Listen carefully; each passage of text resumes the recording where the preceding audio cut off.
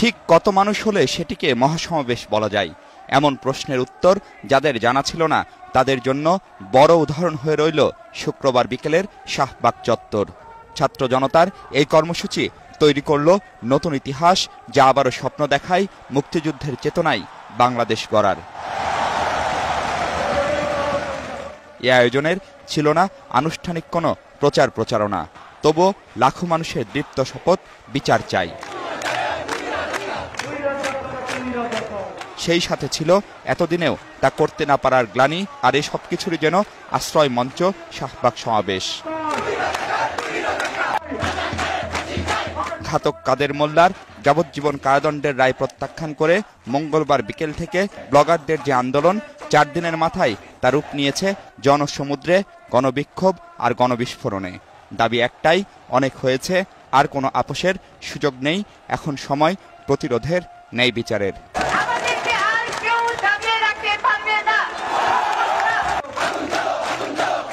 42 বছরের বাংলাদেশ যে এমন করে ঘুরে দাঁড়াতে পারে তা হয়তো ভাবেনি অনেকেই, বরং শত অভিযোগ ছিল এই তারুণ্যকে নিয়ে। ঘাতক কাদের মোল্লার রায় যেন পাল্টে দিল সবকিছুই। একটা সময় ছিল এখানে কানাডার বলতে হতো, পাকিস্তান বলা যেত না, টেলিভিশনে রাজাকার কথাটা মানুষের মুখ থেকে বলা যেত না। তখন হুমায়ুন আহমেদ শিয়া পাখির মুখ দিয়ে বলেছিল তুই রাজাকার।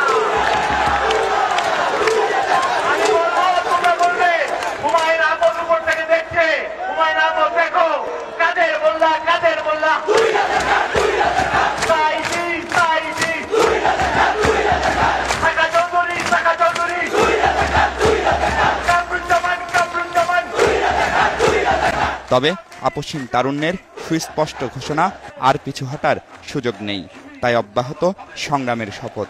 আমরা শপথ করছি ৭১ যে সমস্ত ঘৃণ্য রাজাকার গণহত্যা ও ধর্ষণের মতো মানবতা বিরোধী অপরাধ করেছে তাদের সর্বোচ্চ শাস্তি মৃত্যুদণ্ড না হওয়া পর্যন্ত এই গণজাগরণের মঞ্চ গণমানুষের নেতৃত্বে